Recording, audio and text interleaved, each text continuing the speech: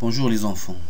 Aujourd'hui, on va commencer notre unité 5 qui a comme thème la forêt par une leçon de grammaire, page 140 sur vos livres. Alors, notre leçon est titrée les compléments du verbe COD et COI. Alors, comme d'habitude, on va commencer par je réfléchis et je manipule. Comme vous voyez, nous avons trois exemples par lesquels on va commencer notre leçon. Alors, phrase A. Le grand-père accompagne les deux garçons. Phrase B. Le papy parle à ses petits-enfants. Phrase C. Naïl et son frère se souviennent de l'explication. Bien. On va commencer par la première phrase. Le grand-père accompagne les deux garçons. Alors on va prendre le grand-père, on va le mettre en rouge. Pourquoi? Parce que le grand-père est le sujet de cette phrase. Le grand-père est le sujet de cette phrase. Après, on va prendre accompagne, on va le mettre avec une couleur différente. Le bleu. Alors, accompagne, c'est le verbe de cette phrase. Alors, le grand-père accompagne. Comme vous voyez, nous avons le sujet et le verbe. Le sujet et le verbe. Nous avons un groupe de mots à la fin de cette phrase, bien sûr, après le verbe. Après le verbe. Ce groupe de mots, il vient pour compléter le sens du verbe. Il vient pour compléter le sens du verbe. Alors, on va le souligner. On va souligner les deux garçons. Et on va le laisser. Après, on va dire le nom de ce groupe de mots. Passons à la deuxième phrase. Passons à la deuxième phrase. Le papy est le sujet de cette phrase. Bien sûr, on va le mettre en rouge, comme la première phrase. Le papy est le sujet de cette phrase. Le papy parle à ses petits-enfants. Parle, c'est le verbe. On va aussi le mettre en bleu. On va le mettre en bleu parce que c'est le verbe comme la première phrase, on va mettre les verbes en bleu. Bien sûr, le papy parle à qui? Il parle à ses petits-enfants. À ses petits-enfants aussi, on va le souligner parce que c'est un groupe de mots qui vient pour compléter le sens du verbe. Il est venu pour compléter le sens du verbe. Passons à la troisième phrase. Naïl et son frère. Naïl et son frère. On va le mettre en rouge parce que c'est le sujet de cette phrase. Parce que c'est le sujet de cette phrase. Alors, se souviennent, c'est le verbe, on va le mettre en bleu. Se souviennent de quoi? Se souviennent de l'explication. Se souviennent de l'explication. On va le souligner. Alors, nous avons trois phrases et nous avons trois groupes de mots soulignés. Revenons à la première phrase. Le grand-père accompagne les deux garçons. Alors, les deux garçons, c'est un groupe de mots qui vient pour compléter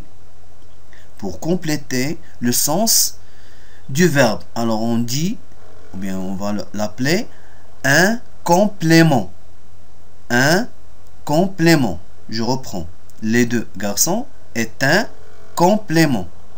La même chose pour la deuxième phrase. À ses petits-enfants, c'est un groupe de mots qui vient pour compléter le sens du verbe. Alors aussi, c'est un complément. Pour la troisième phrase, la même chose. De l'explication est un groupe de mots qui vient pour compléter le sens du verbe. Se souvenir, alors, c'est un complément. Mais, il y a une différence entre les trois compléments.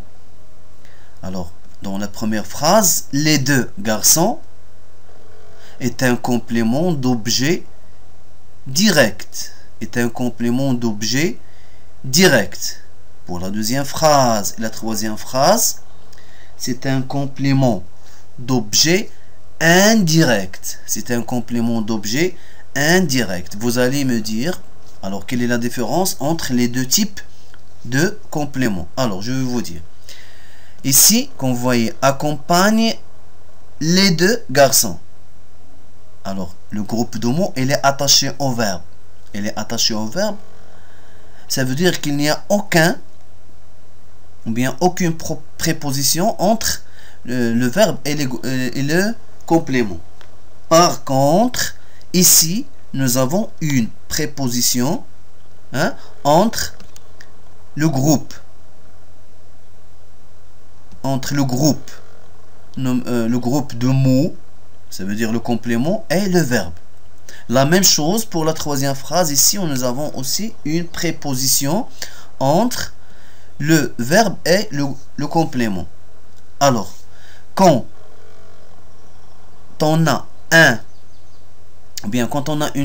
une préposition entre le verbe et le complément, alors c'est un complément d'objet indirect. Quand le verbe est attaché avec le groupe de mots, ça veut dire le complément, alors c'est un complément d'objet direct.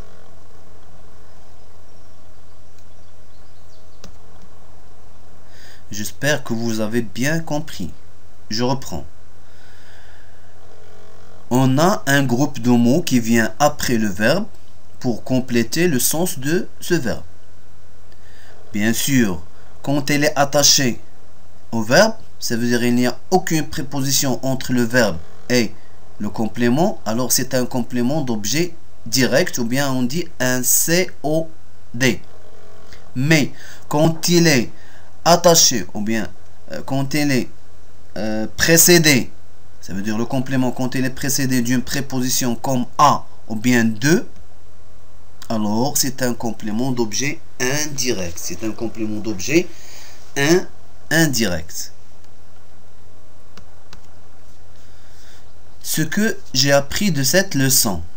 Alors, complète la règle avec indirect, direct, complète.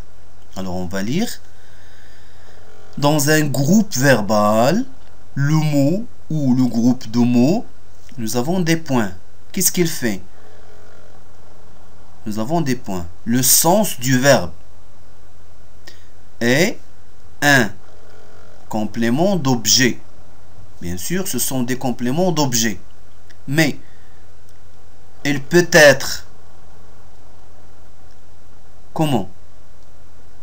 Pour être complément d'objet direct ou bien COD, ou nous avons des points pour être complément d'objet indirect ou bien COI, quand elle est précédée d'une préposition à ou bien de.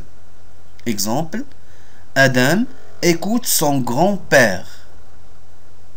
Adam écoute son grand-père. Alors dans cette phrase, Adam écoute son grand-père, bien sûr nous avons un complément d'objet direct. C'est un complément d'objet direct. Pourquoi? Parce qu'il est attaché au verbe. Adam écoute qui? Il écoute son grand-père. Par contre, la deuxième phrase, tu écris à tous tes amis. Regardez ici. Tu écris à tous tes amis. Tu écris à qui? Tu écris à tous tes amis. Bien sûr, il est précédé de la préposition à. Alors ici, il est complément d'objet indirect. Bien sûr, c'est un COI. On va compléter la règle. Dans un groupe verbal, le mot et le groupe de mots complète le sens du verbe est un complément d'objet. Je reprends. Dans un groupe verbal, le mot ou le groupe de mots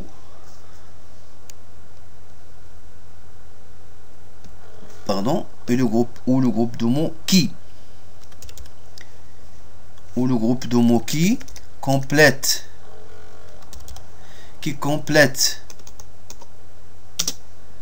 le sens du verbe est un complément d'objet. Alors, je reprends. Dans un groupe verbal, le mot ou le groupe de mots qui complète le sens du verbe est un complément d'objet.